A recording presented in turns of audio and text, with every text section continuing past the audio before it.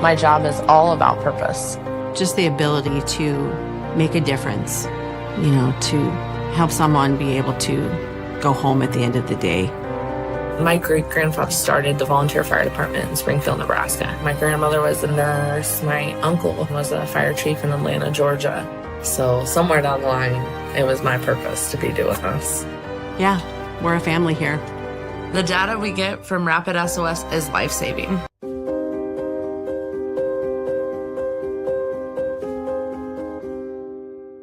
Have you ever met a 911 professional and asked, what's the worst call you've ever taken? Well, here's your answer. I heard your last breath the night you flipped your four-wheeler. I tried to call you the day you committed suicide by driving your car into a tree. Blue face, cold to the touch. I helped you with CPR after you found your infant face down, not breathing. It messed me up. I did everything I could, but it wasn't enough. You were with me from the beginning, Grandma. 27 years later, I took the 911 call when you died. How fitting to be there for me in the beginning, and I was there for you in the end. I miss you, Grandma. I am 911. This is but a glimpse into the world of emergency dispatch. But what is it really like to answer a call during someone's nightmare? What is the impact of the first responder answering the call? Available on Amazon or where you purchase your favorite books and ebooks. Imagine listening. Your worst day is our everyday.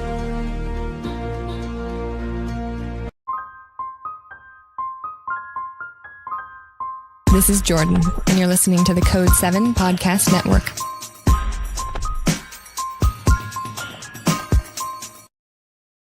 Warning.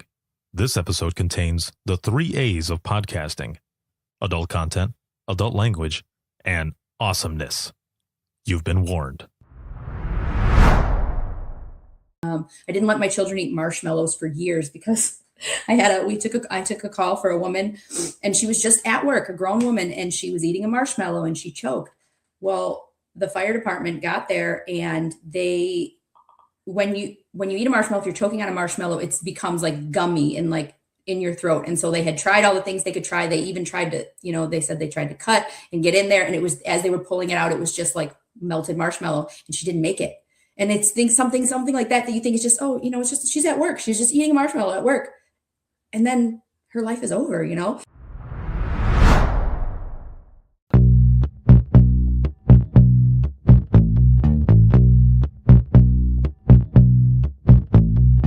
Welcome to Within the Trenches, true stories from the 911 dispatchers who live them.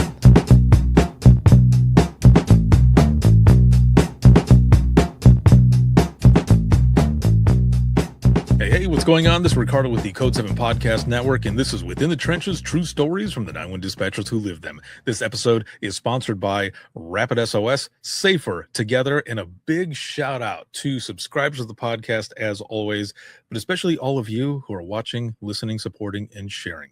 I thank you very, very much for everything, because as I always say, and it's true every single time, I wouldn't be able to do everything that I do if it wasn't for all of you and your support. So thank you all very, very much. It is February 4th, 2026. Oh man, time is going by fast already. And so much stuff that's been going on. I've been dealing with diverticulitis flare-up. If you don't know what that is, just simply Google it. You'll find it. It sucks. It is horrible. And I can laugh right now, but I will say that about a week ago, just laughing hurt my stomach, and it was not fun, because all of you know how much I love to laugh. So that's what I've been dealing with. However, pushing through, on the mend, and everything has been good, and just feeling good today. We've got a lot of things coming up in reference to not just episodes of the podcast, always powerful stories and such, but different projects. One of those you're going to see here, see and hear towards the end of this episode, and speaking engagements, classes, all types of things that are coming up. So make sure to look out for all of those. Now, I'm excited for my guest today, because we've been kind of talking about this for a while, and we were going to do this episode, and then we both got really busy. So we are here now today, and I am very happy to have my guest here. Her name is Gina. She's an ECC Engagement Manager with RapidSOS, as well as a 911 professional. Yo, yo. Hi. How are you doing today? I'm well, thank you. I am honored and very happy to finally have you on to learn a little more about you and your 911 experience. So thank you so much for being here. Thank you for having me. I'm like you said, we've been talking about it for a while, so I'm very excited that we're finally getting to sit down and do it. Yeah, and I sent you a message yesterday. Yeah.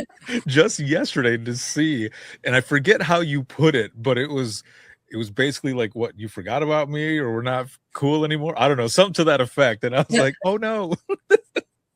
Yeah, that made me laugh. I was sitting here working on things, we're chatting, and I'm just so happy to finally have you on here. And so I do want to ask right off the bat, because I've seen some of this on social media, whether it be Facebook, LinkedIn, or things like that. But you because you worked with RapidSOS and stuff, the company sometimes has like an offsite, and it sounded like you were there last week in Florida, kind of battling the weather as well, trying to get out there. How was all of that? Got super excited about going to Orlando, and then got there and it was cold. So not the greatest. I mean, I'm in Chicago, so a little warmer than it was here, but yeah, it was amazing. The entire company comes together, and it's a chance for us to learn from each other, and talk about where RapidSOS is headed, and be together, and had some amazing special guests with us, and it was a good time.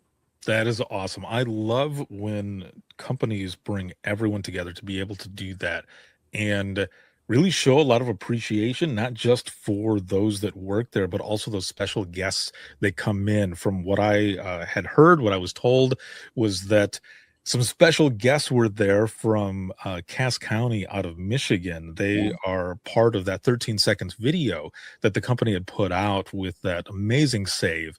So I just love that you guys were able to do that. But, before you got to this point that you were on the private side of 911, you've got a history in 911 and dispatch as well. So let's go back in time and let's learn a little more about you. So how did you get into public safety to begin with?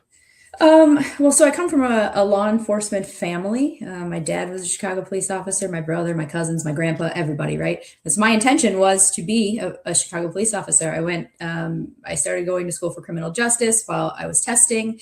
And while I had taken the test for Chicago. My brother got called. I was still waiting. And while I was waiting, my dad actually saw in the newspaper. Do they still have newspaper? I don't even know. So Every so often. that the local dispatch center near my house was hiring dispatchers, and he's like, why don't you just apply, see what, while you're waiting. I applied and got hired and never looked back. So it's interesting.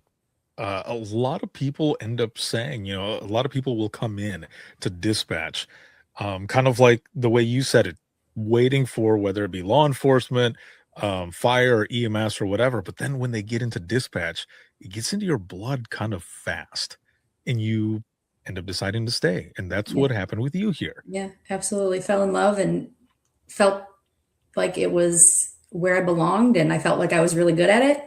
So and you've been doing that, or you did that for just, over a decade, right? Yeah, started in 2006. So and made my way through 3 different centers over my 911 career in 3 different counties here in Illinois. So it was, and then I came to RapidSOS. So when you first started out though, and you applied, did you get a chance to do like an actual sit along or anything? No, at that time there was not. There was just, you came, you did a little orientation, and they kind of briefly ran down what to expect, kind of thing. And then you're just in there. Do you remember at all any of those things that they told you of what to expect? Yeah, it's funny because not there really, my first center, but going on. So at the second center that I worked at, where I was a supervisor, I had amazing leadership there, and the director there, she she taught me something that I used then at my center where I was an assistant director. In the orientation, we say, you're going to work on your birthday, my birthday, Jesus's birthday, your children's birthday. Like, giving that full kind of, idea of the expectation is that you're available and you will work weekends and nights and holidays and, really preparing people. Because I think a lot of times if you don't know or don't expect it, and then it comes to the time where it's like, hey, now you're mandatory overtime for an extra 4 hours of your shift, and now you're going to not have a weekend off for 5 years, 10 years. If you don't fully communicate that with people, I think it's a place where we lose people sometimes once the reality of it hits. A lot of times even training is, we had 6 or 8 weeks of classroom training and then 8 weeks of floor training. And the 8 weeks of classroom was Monday through Friday, 8 to 4, so you're still in that like honeymoon phase of, oh yeah, I'm here Monday through Friday. I'm just learning, and then I go home and then the reality kind of hits. Oh my Lord. You just took me back. Yeah, because we used to have this saying when I was in dispatch. The last center that I was at was 24/7, 365 nights, holidays, weekends, and forced overtime. Right. So when they ended up telling you, when you found out like all of this stuff, how did you feel? Because I know a lot of times when people hear that, just like you said, if you don't have those expectations or set those expectations right off the bat, and people learn a little bit afterwards when they've gotten kind of used to this, which is 8 to 4, right? For all the classroom and all this other stuff. And then you hit them with, yeah, all the birthdays and everything that you were saying. And yeah, sometimes people do leave. So when you were told this, did that matter, or was it just, what, this is what I want to do, and Yeah, I'm just going to get into it? I don't think necessarily it mattered. One, because I was young, I didn't have a family at the time; it was just me. And two, because I came from a law enforcement family. Like my dad worked midnights for many years when I was young, and we did have to do, Christmas on a different day, or whatever that was, because the life of a public servant is you're there when you can be, So Right. I don't necessarily think that it was something that was a deterrent for me, but there were some times that were like, man, I just really wanted to go home. And then you get, oh, somebody called off. Now you're going to stay for 12 hours. And it's like, whew. I loved it so much. And that it didn't, even in the times that I felt like, that sucks. Yeah. I was still happy to be there. So now, if I can go back a little further really quick, because of what you said just a moment ago, do you remember hearing maybe, a call go out or something over the radio, and your dad ends up like taking off, or a family member takes off or whatever to go and do the service that they do? Do you remember any of those things growing up? I mean, what was that like for you as a kid? I do. So like with my dad, he was pretty high ranking in the Chicago Police Department. And so it was a lot of times where he would be like, it would be something big is going on and he's gotta go. I think though that like, since it was never something I didn't know. He was a cop my whole entire life. And so it just becomes like, you worry and you hope that everything's going to be okay. Like even so, 9/11. So I actually worked for an airline. September 10th of 2001 was my first day working for an airline. So September 11th was my second day. And we didn't, when it all happened and everything, my dad was still on the job and, nobody knew. Everyone was like, Chicago's going to be next or whoever's going to be next because all these things were happening. And I remember that being like one of the times that I really was like, and I was 21. So I was, an adult at the time to really have the wherewithal to think this could be dangerous. And like, that was one of the big times that I remember thinking, like about his safety in that time, in that moment. Oh man, what a profession to be in, especially that, just before all of that happening and all, but also just to think, because you're right, nobody knew where the next thing was going to be because it was just so all over the place and shocking.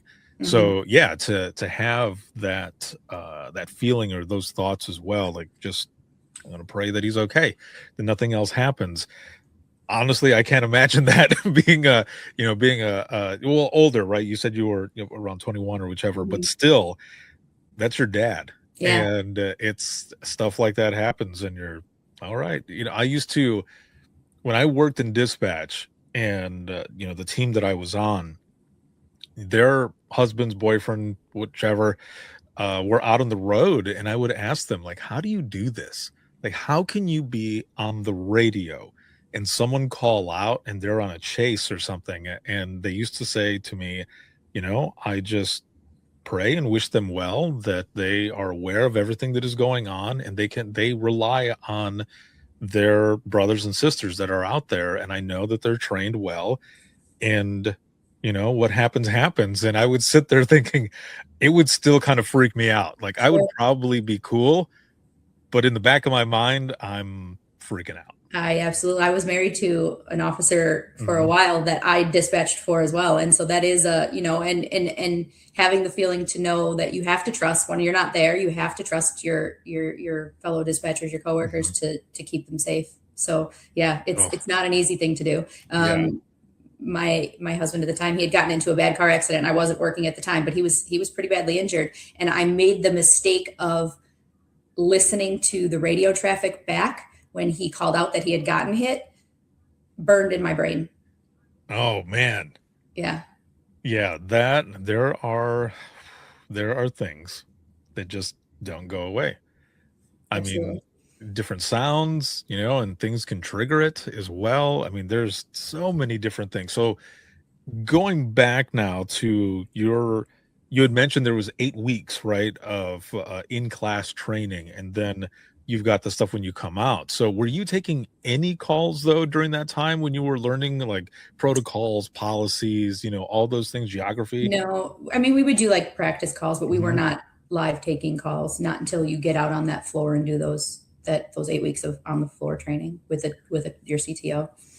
So you're going through all of that training, and then they tell you, okay, Gina, today you're going to be doing phones. How are you feeling at that moment? Because I'm sure, let's kind of set the stage for those who are watching and listening right now. So you're in dispatch, right? For one, like, how many consoles are there? How many people are working at a time? Sure. And are you feeling overwhelmed or anything during this time? Absolutely. Yeah. So the first center, so I spent 12 years at the same center as a telecommunicator, moved on to a supervisor at another center. So in those 12 years, so all 3 centers I worked at were consolidated centers. This was a smaller one. There was 5 people working at a time. So you had a call taker, and then you had 2 police, 2 fire, but everybody took phone calls. The call taker was just like an extra person. So we would take a call, and if you had something that was in progress or an active call, you would just say, "Hey, I'm going over your band," and you'd key up on their radio and put that call out, like voice dispatch that out while you're putting the CAD ticket in, just so you can get people going. And so, I remember being overwhelmed. But I also feel like I had amazing training there. And so I felt confident, like even confident enough, right? And I knew that I could rely on my trainer, and I knew that they would jump in if they needed to. But yeah, of course, you're shaking in your boots. Like, what is it going to be? What is it going to be? So for sure. Yeah, that when I first started in dispatch, I mean, I found out that I was working, or that I got the job, and then worked my first shift that same day. Yeah, I remember you telling me. Yeah. Yes, and I was there for 25 minutes. I watched my trainer take one call, and then it was my turn, and I remember just freaking out. Yeah, rightfully in so. the back of my mind, freaking out. But I was like, okay, let's do this. But then going to the central dispatch, I mean, the whole dynamic was different because now I'm with a team. The call volume is way higher, and I'm, doing all of my in-class training and stuff. But they really pushed me through my training because I had like almost 4 years of training already. There, right? Call, like, taking a call is always going to be taking a call. Right. Yeah. But with some of those calls that came out there, like right in the beginning, I was like, holy crap. Like, this is different from being in Central Florida in a small town where there really wasn't a lot of call volume or a lot of like super crazy things that were happening, and now I've got all of this stuff where the first call that I listened to the first day of training was a 1A to 5A shift that I went in for. And I go and I sit with my trainer, and we're see if I can pull this on the camera. We're using the umbilical cord. I love that you just started laughing. You know exactly what I'm talking about. 100%. and I've got my headset on, and I'm listening. And that first call, I will never forget, it was a guy who was just driving by. He was going to call in for a deer that had been hit and was crawling on the side of the road. It turned out to be a person. Oh my. Yeah, dude. Yeah, it turned out to be a person, and I'm sitting there listening, and I remember like my jaw dropped as I'm listening to this, and my trainer looks at me, and then she looks back as she's typing.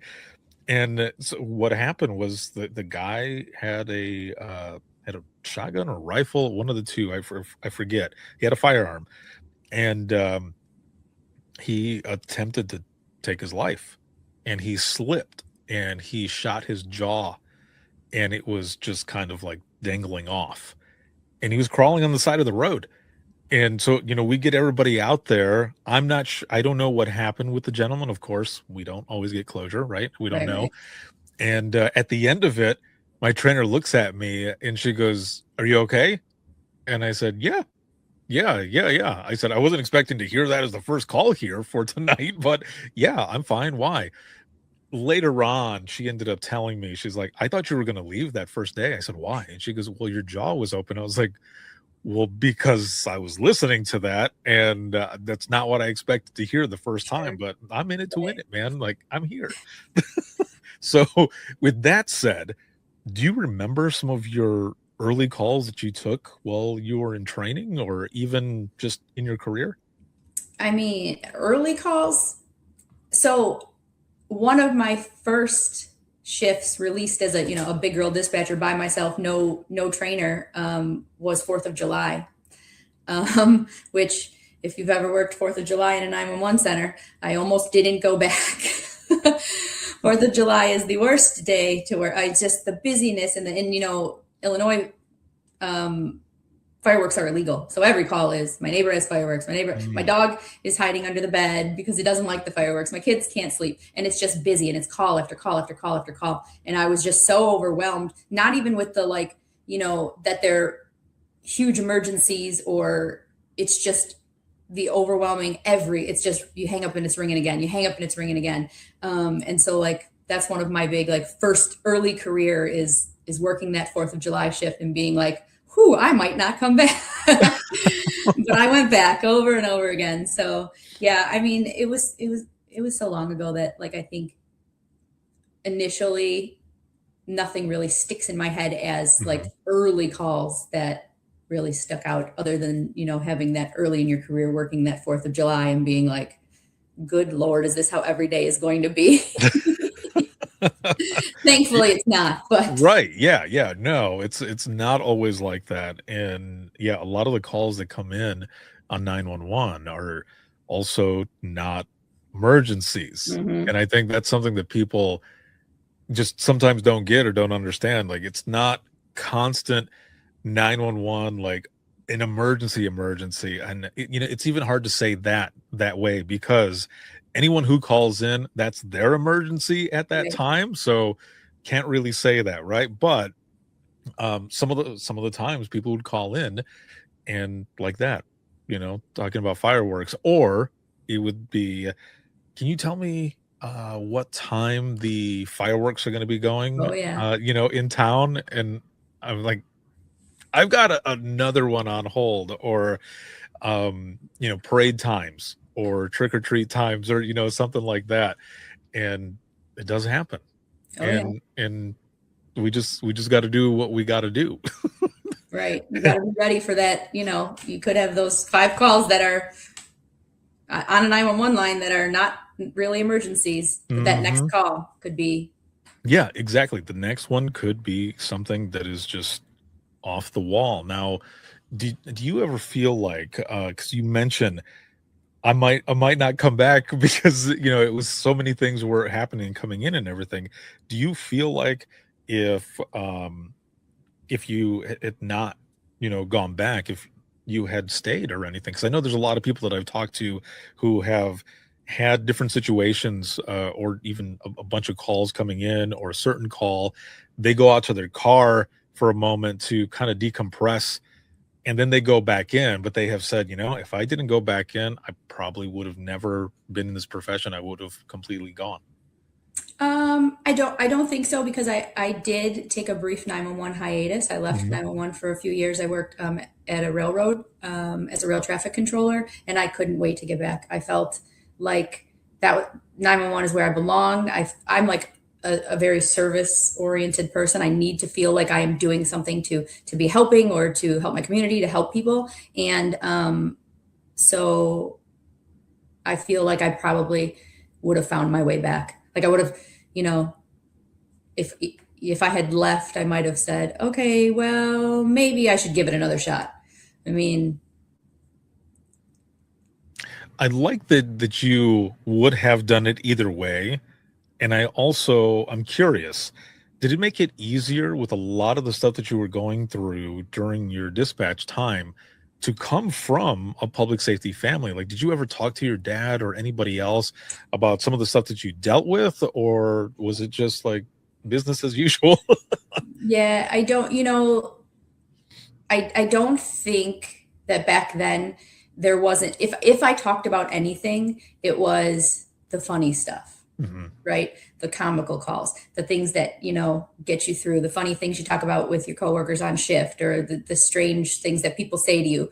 But the bad stuff, or the traumatic stuff, or the stuff that sticks with you, we didn't talk. You just shove it down, stuff it down, stuff it down, stuff it down. And so,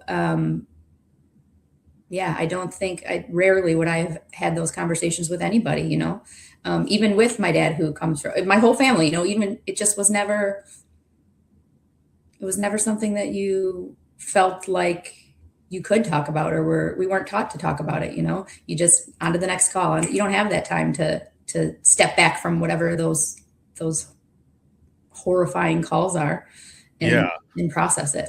It's very true, because I remember in the beginning trying to, I guess, really process what it was that I was going through. And I had to go through or figure out what was going on with me first before I could open up to others. And then once I was able to do that, once I started writing things down and really getting it out and realizing how therapeutic it was, then others were able to open up as well. And I think that's what's awesome about this profession as well, is that we end up finding out that we're not alone. We're not the only ones that are dealing with all of these things. And it started getting a lot better. Now, what I want to ask as well, because you kind of mentioned this, what do you remember some of those strange things that that you used to hear on the phone, or some of those things where you just thought, is this real life right now? What the heck is going on? Oh, of course. I obviously there's several that stick out in my mind, but like of the strange, we had I had a call from it was a taxi driver before Uber Lyft was even a thing. And he had a woman in the taxi, and she was intoxicated. Well, they hit a deer, and she got out of the car in the middle of the roadway and was laying in the roadway, hugging the deer and crying because the deer had expired. Oh, and no. So he couldn't get her back in the cab. We had to send the cops out there, I mean, that's just very comical to me, who's getting out of the car and doing that. Also Right. had a call from a woman who had gotten a text message from her husband that said, in the bathroom at Target, under attack, things are getting bad, tell the kids I love them.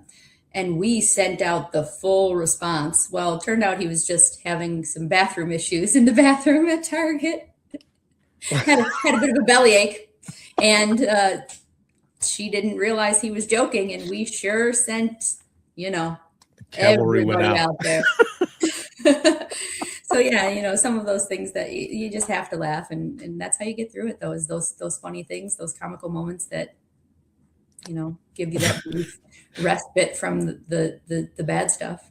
Yeah, that is very true. That is one of the things as well that I would talk to a lot of friends, family, mostly people that I worked with. Right, we would when we would get together, we would talk about some of those funny things. I would talk about all these funny things, and then my wife, at the time, she would she would hit me on my arm, and she would go, "Why don't you talk to me about any of this stuff?" And I said, "Wait, what?" And she goes, "All you do is tell me all of the, like, dramatic, horrifying shit." And I'm like, "Well, I don't know, but these are also a lot of the funny stories." So because, yeah, so I remember where there was a lady who called in with her husband, and she's laughing already on the phone, and it's New Year's Day, and I am laughing, or I'm not laughing. I'm hearing her laugh, and I want to laugh because she sounds just the way she's laughing sounds comical. And her husband is saying, "Stop laughing, please stop laughing." And I said, "Ma'am, what is it that's going on?" I'd gotten all the other information already and everything, and she goes, "Well, it's New Year's Day, and we came to check out our apartment complex that we run, and on one of the floors, every floor has a laundry, where everybody uses it, and there's a gentleman who is passed out drunk. He's currently snoring in there." And I said, Okay, so do you just need him removed?" And she starts laughing again, and she goes, "No, it's just that, I mean, yes, probably, but he's butt ass naked, sir. He is naked, and there's vomit and poop all over the walls." And Oh I said, yeah. "What?" Oh yeah. so, so then I start. We're supposed to stay professional, Sure. right? Sure. But she was laughing so much that I couldn't help but laugh with her. And her her husband again ends up saying, "Stop laughing," and she goes, "He's laughing too," and he goes, "Oh, okay." And I was like, "Oh, throw me under the bus." Right. Right. And yeah, they got out there. We ended up sending EMS as well, just low priority, just to stand by, just in case something else was going on. But nope, the guy was just drunk, and yeah, he had a time there. But those are the things that you end up hearing as well. Now, in your time in dispatch or anything, like, what are some things that you felt like proud of in the profession in dispatch, or even something that was rewarding? Um, I, I feel like I was proud every day to do the job, honestly. But I became a trainer after only a year working Mhm. there, and so I was pretty proud that they trusted me. They thought they felt confident in my ability that I could train new dispatchers. And then just as my career progressed, becoming a supervisor and then becoming assistant director, I definitely felt proud of all of those things for sure.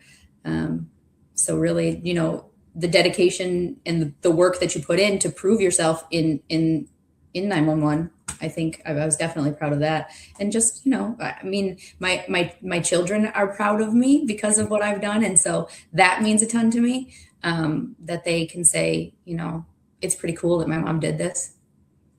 That right there has got to be some of the best feelings to end up getting, especially from your kids, Yeah. because I remember, so I recorded an episode once with my kid's mom, and at the time, I think Logan was in 10th or 11th grade or something like that, and he was sitting off camera, and he was sitting at the table, and we get towards the end.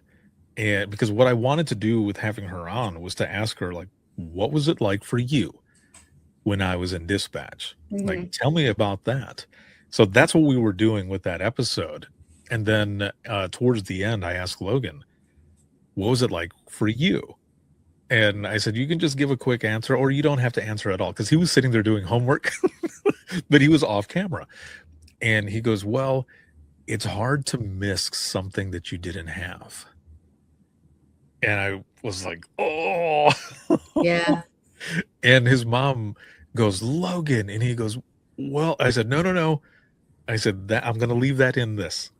I wanted his real response, and that's what it Hmm. was. And Hmm. that's how he felt, Yeah. because I wasn't there.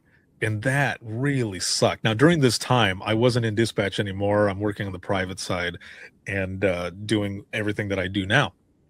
And a couple of years later, his senior year, he wrote a report, and it was about me and what I do with dispatchers and sharing their stories and, trying to get those stories out for mental health and wellness and everything. And I remember he came home and he showed it to me, and he goes, I didn't understand at the time. He goes, but I understand now. And I'm proud of you. You're doing good work. And I was like, just like Right. crying. Right. Right. Yes, but those are those good moments when Hmm. you know even more that the things that you're doing have some impact on, especially like your kids and stuff, because they understand and they appreciate the things that you've done. For sure. And the sacrifices that, you had to make to, if they can understand, like, why couldn't I show it? Why couldn't I be at this baseball game? Or why couldn't I, be there for this field trip or whatever? It's because you're doing something that is so important. And so it's a difference. I think it affects them, or I think it means something to them to know, yeah, I had to give up my mom for whatever this was, and she couldn't be there, but maybe she saved a life. So Yeah, like look at the cool things that were going on. And now, like when I'm traveling and stuff, my younger kids, my daughters, they'll say, "Ah, you got to go again." And Logan will say, this is nothing compared to when dad was in dispatch. right. So yeah, that is always hilarious and everything. Now, if as long as you feel comfortable and everything, Yeah. um and we all have probably a bunch of calls that stick with us, but are there any that kind of stick with you? Yeah, of course. I mean, I feel like, a lot of times people ask, like, well, what's that one call? What's that one call? And I don't think it necessarily works that way. When Hmm. you've done it for so long, it's Yeah. more like a mosaic, right? Like, these audio snapshots of different things kind of burned into my brain. Um, like different things that you hear, right? Or like the calls that like trick your brain. I had a teenage brothers, playing with a gun, and the one shot the other one, and paramedics were there, and I still had the open line, and I could hear that the kid who got shot, I could hear him talking. He was, as they were wheeling him out to the ambulance, I could hear him talking, and then in my mind, it's like, wow, that sucked, and that was a hard call, but you think, okay, well, he's gonna make it, and then you find out later that he didn't. He died at the hospital, and so like, that tricks your brain into like, you thought this was one thing and it wasn't. Um, and I think sometimes like the calls that are like, incredibly personal, like my brother's godmother had a massive heart attack, and I took the 911 call from her daughter, and she didn't make it. And so giving CPR instruction while trying to separate myself to say, just at early in the call, I said her name, and I said, hey, it's Gina. And then I had to get through it. No, you're okay. Take Cry, your right? time. Take your time, please. Yeah. No, Um, it's yeah. And then, I've had a couple of my officers that have lost their battle with mental illness. One of my firefighters, and I took all three of those calls. And so I think that it's like, it's not just that one call, but the collection of like sentences from those calls, or things that somebody said in those calls that you still hear them, it still plays in your brain. And well, and then you end up after that having you end up seeing them, and you think about those moments where they were there. And I think, and I tell people, especially now more so when we start talking more about this stuff, which is okay, to be able to do that as well, because ultimately it's therapeutic. It's hard to do, right? But when people are ready, it's a good thing to have it out there. yeah, And I've been telling people, even though whatever call it might be didn't have the outcome that we wanted, we can always reflect and give ourselves some grace in the fact that at least that person that we were talking to at the time, they were not alone. Yeah. We were there with them, and that we can at least be happy for, that they had someone there, because there are a lot of times that people don't have someone there. Yep. And we just happen to be the ones, right, who are taking these calls and going through this, and we're there for them. So And I think it matters anything. to also, like, maybe something we don't necessarily think about, or isn't like widely talked about, is like, how lucky are we to be these people, that Right. we have these skills, we have this ability, and that we can be the voice in those moments, in the worst moments of people's lives. Like, why are we so special? It's it's an interesting profession. It's an interesting thing to think as well, that we have that type of, I guess, power in a sense, and that also brings a lot of pressure. I recorded, I filmed something with Business Insider recently, where I was talking about the profession and what it's like, and some of the parts that they don't add in there. I'm talking with the producer, and they're just kind of staring at me as I'm talking about stuff similar to what you and I are talking about, and I look at the producer. Her name is Maggie, and I said, "Can you imagine that type of pressure? Just in the tone of your voice, and how it can change certain things right off the bat when someone is listening to you." And she's just kind of looking at me, and I'm like, she's feeling it. Yeah. Because for real, that is a thing. I mean, that's like one of our superpowers, along with, our dispatch ear, where we can hear everyone in the room, probably for like 5 tables down, wherever we're at. But I think that a lot of this as well, whatever, something in our past, something that we've experienced, a lot of times I feel like some of these calls, I mean, I'm a firm believer of it, actually, that some of these calls are meant for us. Yep. Depending on whatever experience it is that we have, that was meant for us. And you're right, just like everything that you're saying, like how lucky are we that we actually get to do this? We actually get to be there, be an actual hero to some of these people with just our voice, to be there for them while they're living through their nightmare. Yeah, absolutely. Man, it's crazy to think, right? You think about, you reflect on all of this time and all of these people that you talk to. Even today, my siblings will say, "How did you do that for all those years?" And I just look at them. I'm like, I guess I was just meant to do it. I don't know. Yep. I don't know how I did it, but I did it. And there were, just like you, folks that I spoke to that were either family or friends.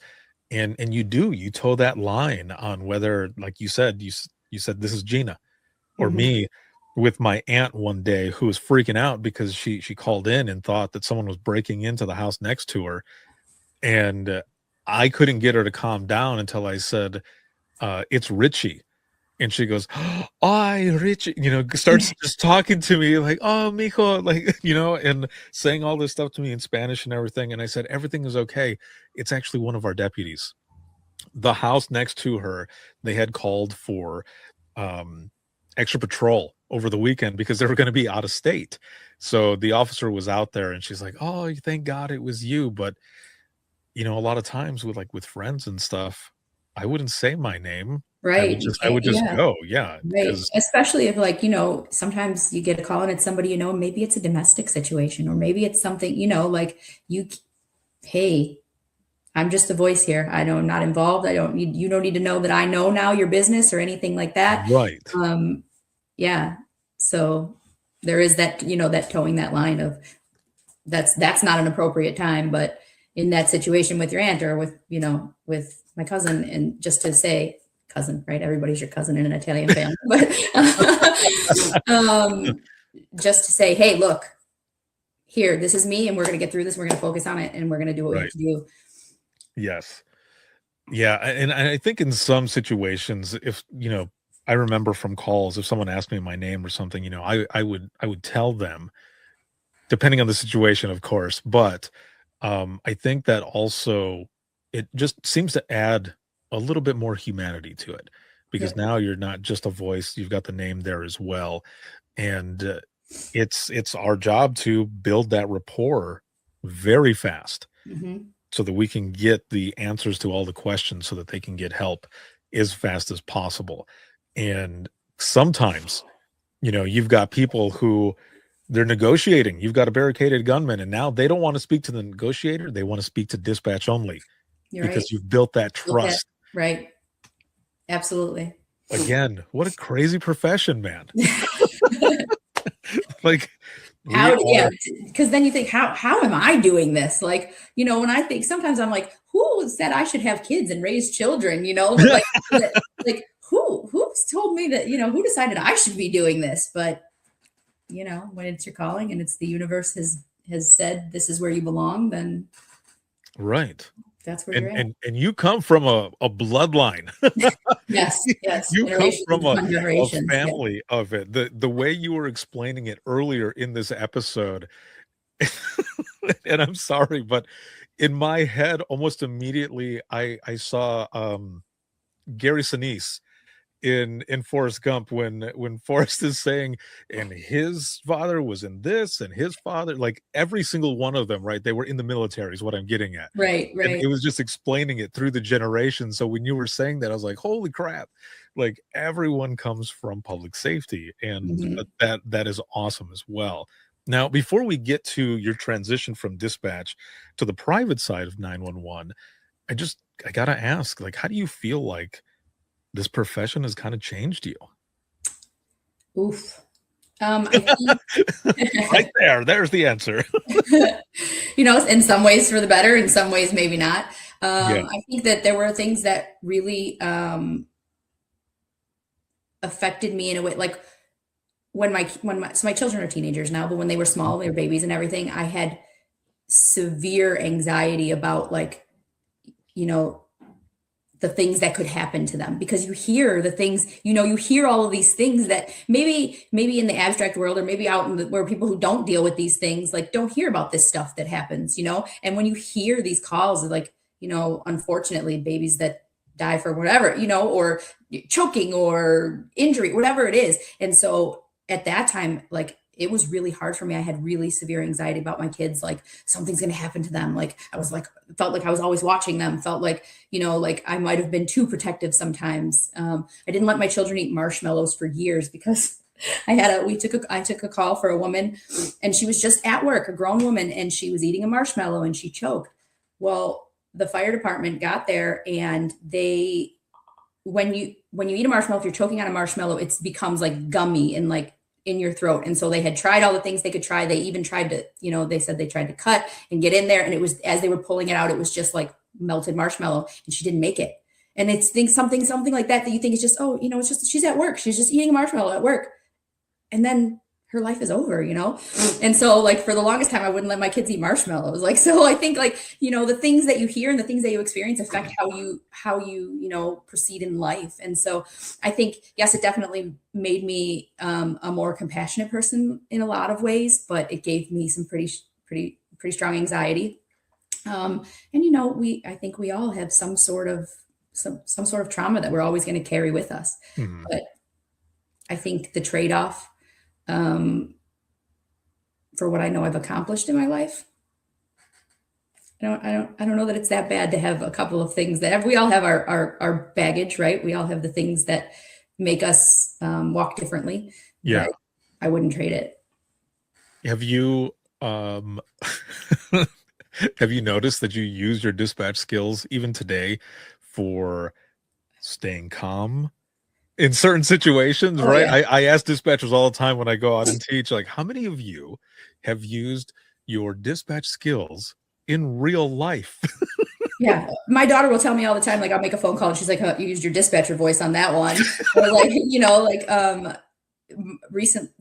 last weekend before, my son, he plays a million sports, and he had a concussion at the beginning of October playing football. Oh, no. And now he got his bell rung real good at wrestling last week. So we take him and they do a CT scan and they come back and say, we need to transfer him to a hospital that has pediatric neurology because we think he has a brain bleed. And so mom me is freaking out, but dispatcher me had to be like, all right, we got this. We're going to go. We're going to figure it out. It's going to, you know what I mean? And so, yeah, definitely those skills of turning off the emotional part of you and turning on those dispatch skills, they're still there for sure. Oh, I feel you. I know that feeling, especially with kids and everything. So I know I've said this many times, but I'll say it again. My youngest, who is 9 now, Olivia, there was one time a few years back where we were going to do like a dinner and a movie type thing in the living room. And she goes, "Oh, I'm going to go run and get a fork." And I said, "No, you're not. You're going to walk and get a fork." And she's just like kind of looking at me. And the older kids are like, "Yeah, we've heard the same thing many times." And it's because of a call that I took where there was a little kid who was running around with a fork. And I don't know how he did it, but he had it in his mouth and he fell and it got caught in the roof of his mouth. The kid ended up being okay. I mean, he was in a lot of pain, of course, but that is one of those things that I remembered. And I'm like, yeah, no, you guys aren't running with silverware. That's just common sense to begin with. And I will remind you, but, you know, it's stuff like that where I'll say, "Hey, be careful," or, "Hey, you know, this," or whatever. And they're like, "Dad, we're just," I'm like, no, I know. I just want you to be safe. Yeah. That's all. Humor me. Like, yeah, I know. just humor me. Let me be a little nutty about it. Yeah, just a little bit. Right. I'm like, you will appreciate it, I promise. So, you know, you spend all of this time in dispatch and everything. You take a break for a little while, you come back to dispatch and such, and then, you know, you move up the ranks and everything else. And then you decide to make a transition. Now, where was your mindset at, you know, during that time? And, you know, your decision to leave dispatch, because, you know, I bring this up as well, because when I got the chance to work on the private side, it took me a few weeks to decide, because for myself, I felt like I was betraying my dispatch family. I felt like I was, you know, leaving them behind, and I didn't just want to leave them because we were also kind of short staff and stuff. And, you know, it was them that ultimately, you know, convinced me, like, you know, you're doing things that are going to help us and hopefully the 911 profession as well. So choose the family. And I mean, I was leaning that way anyway, talking with the family and stuff, but it was hard to leave because that's what I knew for all of that time. And it really does get into your blood. So for you, what was that like for you on this decision to leave and make this transition, and how has it been? I think part of it was I no longer felt that I was serving in the same way being in an admin role. I didn't feel that personal satisfaction, and that's super important to me. Like, I need to feel like I'm helping. And yes, I was helping my dispatchers, and yes, I was, you know, supporting them and, you know, being there still with them, but it didn't feel the same to me. Yeah. And so then it just became like, well, what else could I, you know, what else can you do? And the only place that I applied was actually RapidSOS. And I believe so much in what we do. And so when the opportunity was there, I didn't really need to think too much about it. I was ready. And now I feel like now I am helping and supporting so many dispatchers. And, you know, I have 7 states that I oversee and support the dispatch centers there. And so now not so much helping my community or my first responders out in the field anymore, but now get to help the first responders in the dispatch center. It feels to me like I feel that again. I feel that satisfaction of feeling like I'm helping and feeling like I'm supporting and still being able to be involved in 911. I love that, because yeah, ultimately you are helping so many more people, and it's a great feeling to be able to do that, but also put everything, like your knowledge, your skills and everything, into what you're doing now with this company and what the company is doing for all of those that used to be a part of that. I get jealous sometimes, in the sense that I don't get to use a lot of the technology that's out there now, because when I left dispatch, it was at the end, or towards the end of 2013. And RapidSOS wasn't around. There wasn't a lot of this technology or anything that's out there now. But to think about, especially the mental health and wellness aspect of it as well. And what I mean by that is, when RapidSOS came into the fold, they basically solved the location problem. And early on, or again towards the end of my dispatch career, actually, is we would take these phone calls, because the area that we covered, there was a lot of state game area, and people would call on their cell phones sometimes, some of them being the cell phones that you can only call 911, right? Sure. And they're lost. And we would get to the point where, hopefully, if we were able to find them, do you hear the sirens? Do you see the lights flashing? We're doing all of this stuff, or sending a fax. I feel so old saying that, because some people don't know what a fax is. Right. Sending a fax to one of the cell phone carriers to see if they can ping the phone. Right. Yeah, to get a better location. And a lot of times they couldn't. So then I'm driving home for almost an hour in silence, hoping and praying, especially if the call got dropped and we couldn't find them because we couldn't call back or anything, if they made it home. And that would suck a lot of time. So then this company comes out, and now, you can find people, you can see where they're at, from however, many, just the area, like they're right there. You could pinpoint them and everything. And it's just so much better. That's why I say I get jealous sometimes, because I see all this technology. I hear about this technology, and I think, man, I wish that I had that when I was in dispatch, just like you probably do as well.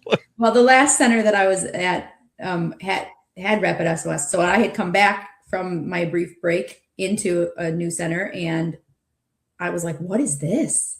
Like, this is amazing. And so, that was the first time I had ever been, working with it or having it as a tool. And it was mind-blowing, the things that, like, when I started dispatching, it was like, if you got a phase 2, I remember when we started to get phase 2, and that location was like, wow, that's pretty cool. And then you have RapidSOS, where it's like, you can see what room somebody's in their house. I know. And what a difference, so absolutely. Yeah, and I had posted a video for one of the projects, because for everyone who's watching and listening, you may or may not know, I've got this partnership with RapidSOS for the podcast and everything. I go out and I assist with some behind the scenes stuff and everything. And I had posted one of those behind the scenes videos, and one of the comments was, RapidSOS is the greatest thing to happen to our profession. And so it was a dispatcher saying that about, or from 911, that, it's the best thing to happen to 911. I was like, yeah, dude, like, it is really cool stuff. So before we go out of this episode, which has been awesome to have you on and learn more about your story and everything, I want to play something here really quick. And this is another project that I was able to assist and help with, but I got to do a voiceover for it. And I'll play it, and then we'll talk about it here in just one moment. So let me cue this up here really quick, and then we will watch this. This is really awesome.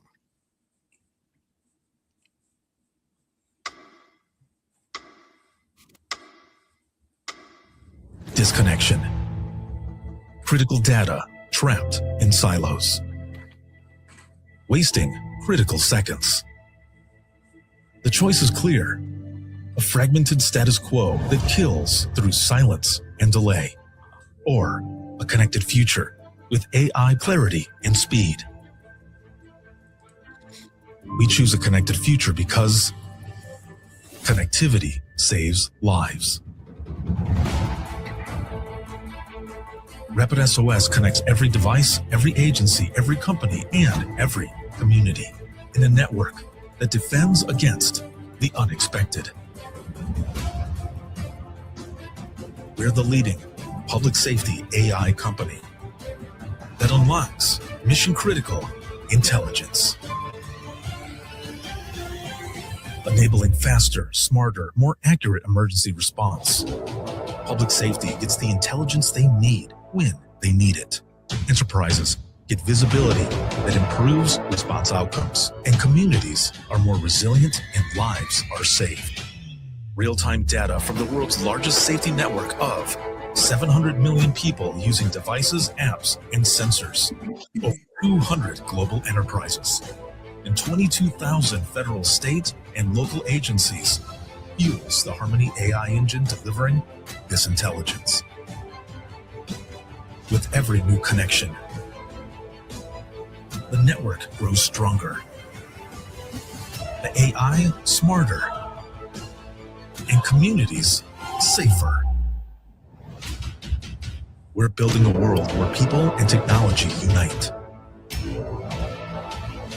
Because we're safer together.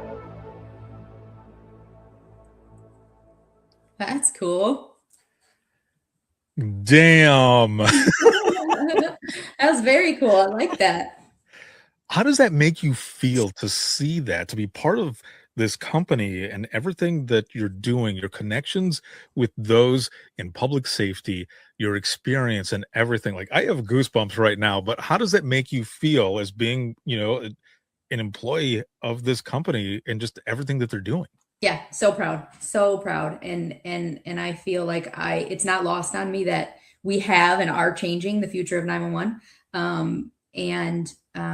Yeah, that's so cool. Like, even the 13-second story I've seen how many times, and every time I cry. Like, it's just some amazing things that we're doing. And then to hear the save stories and to hear the ways that RapidSOS helped, the dispatchers for whatever they used it for in that moment is just, that's so cool to me.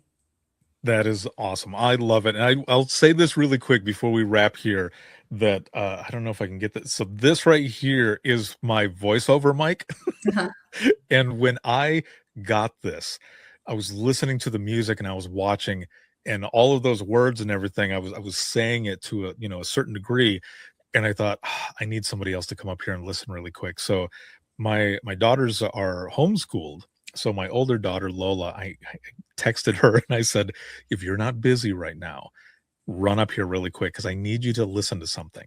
So I had her come up and I said, I'm doing a voiceover for this. I need you to listen to this. So I read it in time and had her listening to it all. And we got to the end. She's like, oh, Dad. She was like, that is so cool. She goes, this company sounds awesome. I was like, they're doing some really cool stuff. So I wanted to make sure to put that out there because, they've been building this safety network for years and it just continues to get better and better. So thank you very much for being on. Thank you for what you do. And one last question for you. Out of all of your years in dispatch now, and with this question as well, it's not to change anything because there's a lot of things that we go through that lead us to where we are at today. But if you could go back in time to talk to yourself at the beginning of your dispatch career, what would you tell yourself? To not stuff it down. Hindsight is 20/20, and knowing what you know now. Like I feel like I've told you this before. Like I cry at everything now. Everything makes me cry. Yeah. Because I spent so many years not being able to and having to stuff that down. Like what you have done for 911 professionals is just amazing. And the fact that we can feel comfortable saying whatever it is and talking about it now, like huge kudos to you for that, because we didn't have that, we weren't taught that. Mental health wasn't a thing. And so I would have said, you know what? Go home and drive home and cry about it, or tell somebody about it, like stuffing it down it's not the way to go. So that would be my thing that I would have told myself is don't stuff it down. That is awesome. And that is perfect. And thank you very, very much for the kind words and just your insight on everything and what you do for this profession. Thank you. I appreciate that. Thank you. Thank you so much for having me. This has been amazing. Yes, this has been so much fun. So I will be right back here with you in just one moment. And for those who are watching and listening, if you have any comments, questions, you ever want to be a guest on the show, whether you are new to dispatch, seasoned dispatch, retired dispatch, I would love to have you on to share your story. I've been doing this for over a decade. It is my passion. I love it. And I would love to share your story. The easiest way to do all of this is to simply go to the link that is on the screen. And if you're listening to the audio only, it is links.co/IM911, and that is links with 2 I's.co/IM911. You'll find everything there. My email, social media, where to follow, where to hear the latest episodes of the Within the Trenches podcast, as well as Imagine Listening podcast, where you can get the free link to the Trenches community, where I have over 200 hours of free continuing education for dispatchers. 45 rounds worth of the Dispatchers Roundtable is on there as well. And also, it's the exclusive spot for the Public Safety Showcase. Every other month, I have a few speakers come on, and they just share their knowledge. They teach some classes for an hour or so. So make sure to check that out as well. Again, it is all free, so you can check that out. And also the Imagine Listening books, any podcast or dispatch merchandise you can find there as well. Once again, it is links with 2 I's.co/IM911. This episode has been sponsored by RapidSOS, Safer Together. Make sure to check them out, rapidsos.com, and everything that they're doing as well. And then you can see this on Facebook, X, as well as YouTube and LinkedIn Live. And for any clips from the shows, you can see them as well. Facebook Reels, Instagram Reels, as well as TikTok. And then you can listen 24/7 on Apple Podcasts, iHeartRadio, Spotify, your favorite podcasting app, and withinthetrenches.net. Have a good one, everyone, and we will see you all in the next one.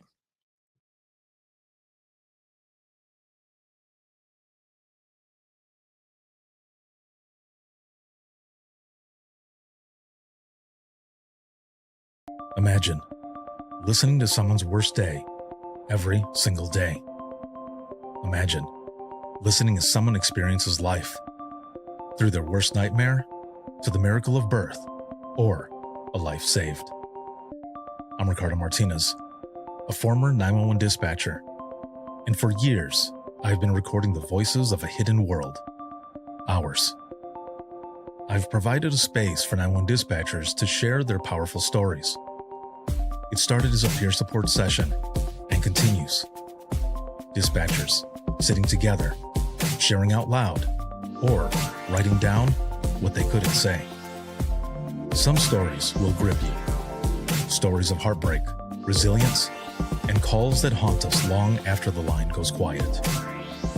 But Imagine Listening is more than heavy emotion. It's about healing. It's about laughing through the chaos, lifting each other up, and reminding the world that dispatchers are human too. The lighthearted will balance the heavy. Experience the power of storytelling, a podcast for the thin gold line and those who want to understand it. This is Imagine Listening.